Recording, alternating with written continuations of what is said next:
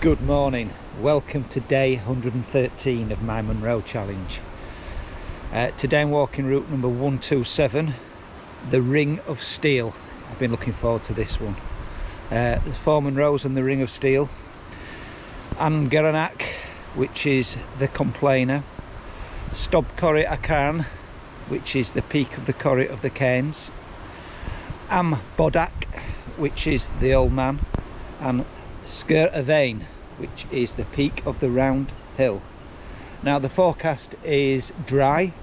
I think it's going to be blue sky and cloud looking around. So it's blue sky up there, bits of cloud, blue sky beyond. So let's hope for a good day. So the route starts leaving the car park through these trees. It's quite a wide track at the minute. Lots of various signs at the car park, one telling people this is not the route to Ben Nevis, so there you go. We're going to hang up a right, and I think we're going to be climbing up that way over there. Wow, look at that, it's fabulous. Well, a lot of water there, but it's done nothing but rain. In fact, it started raining in May, and I don't think it's stopped throughout the whole of May and the whole of in June. So I think we've got to cross this river at some point. There'll be a lot of water in it. Do you know what? I was that busy looking at the waterfall, I forgot to look above it.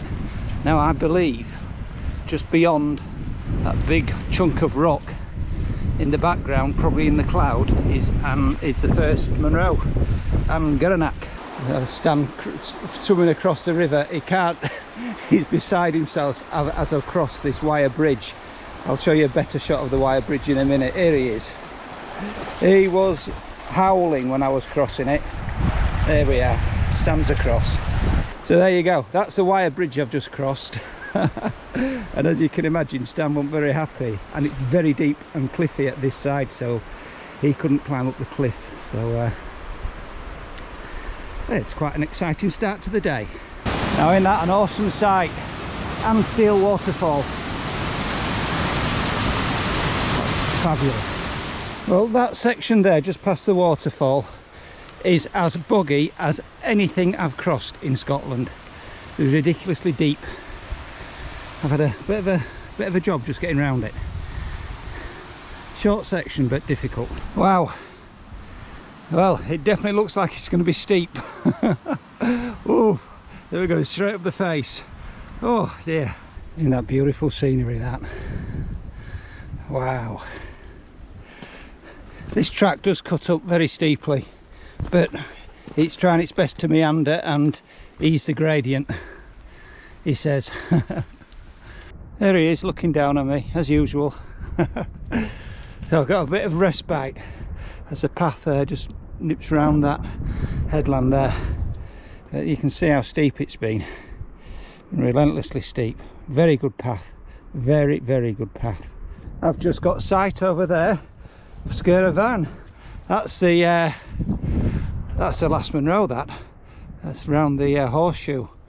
We're still climbing up this one. Wow, look at that, that's Ben Nevis over there. Wow, and that's the erect that I crossed a couple of weeks ago. That looked fabulous. So over there will be Ananic Big. So that should be the grey corries, I would imagine, over there in the cloud. So we're up here. And this is the Ring of Steel. Isn't that fabulous? So here we are at Geraint, and look at this. Isn't this fantastic?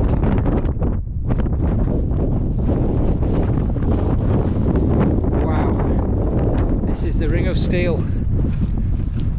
Awesome. Do you know what, I'm just looking across, that's Beedon Moor over there. That's when Mel Gibson was running across in his kilt. And that'll be Krugican. I seem to remember stood up there thinking about coming over and bagging these two, but not wanting to miss out on the ring of steel, so I didn't. Anyway, we're following this ridge now. That looks a bit hairy. Right, going round to that Belak, doesn't it, Stan?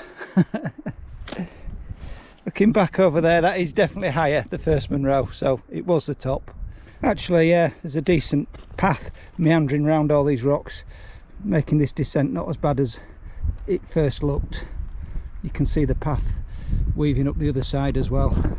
So we're in the col at the bottom, and about to start the ascent of Stob Coria Khan.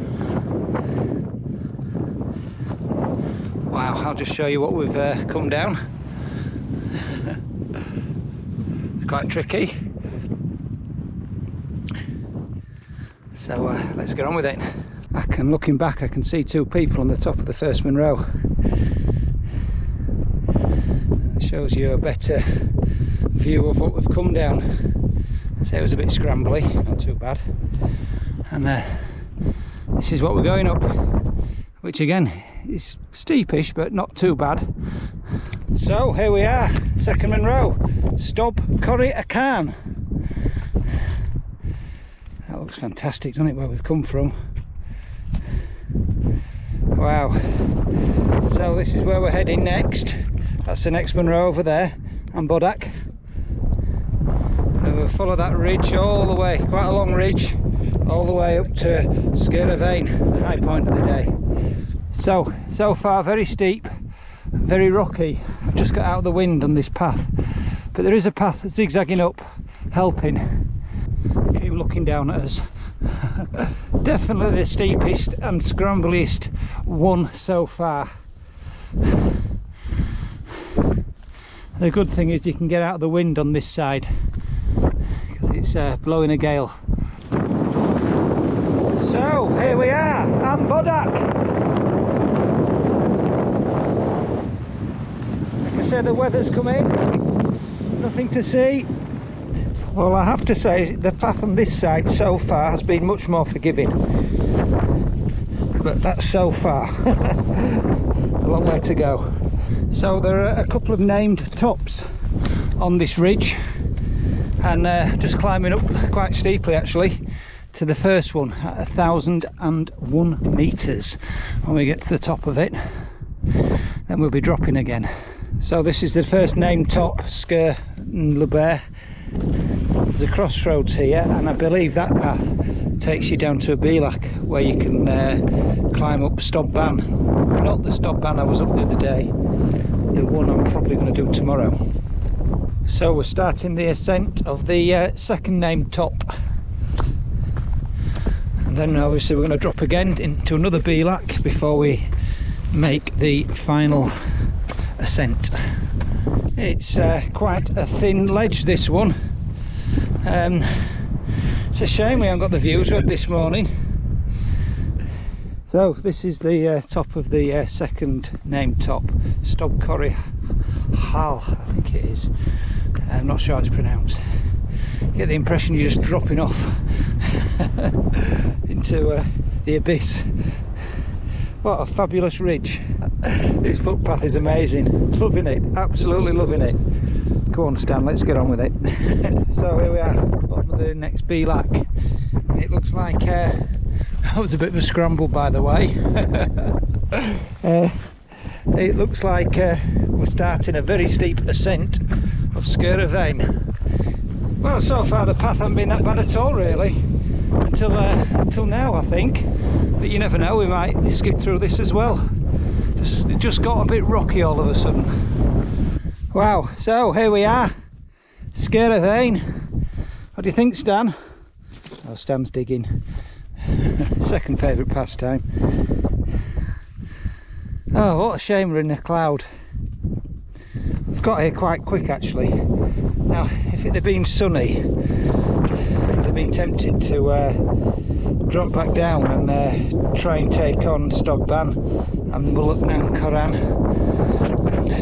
Considering I'm in a cloud and nothing to see, it's pretty pointless, so I'll probably do them tomorrow. So we're dropping off. Just bumped into I met two people earlier doing the Ring of Steel in the opposite direction, and I've just met another chap now doing the same, although he's only climbing up first, and he's been warning me about this scree slope we've got coming, so I'm already pre-warned, but I've been warned again. Well, we're dropping down this scree, aren't we, Stan? Aren't we, mate?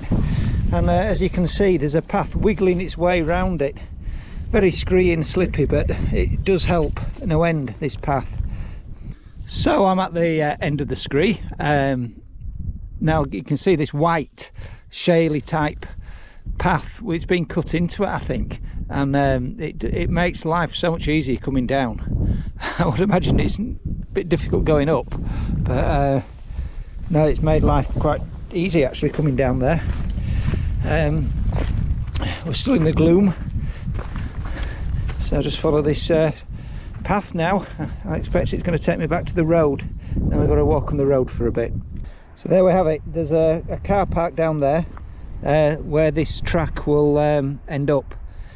So we meet it there, but I'm not parked. I'm parked a couple of miles up the road. So we'll get down to that car park and hang a right. That was a very, very, very steep descent, I have to say. So, almost at the car park.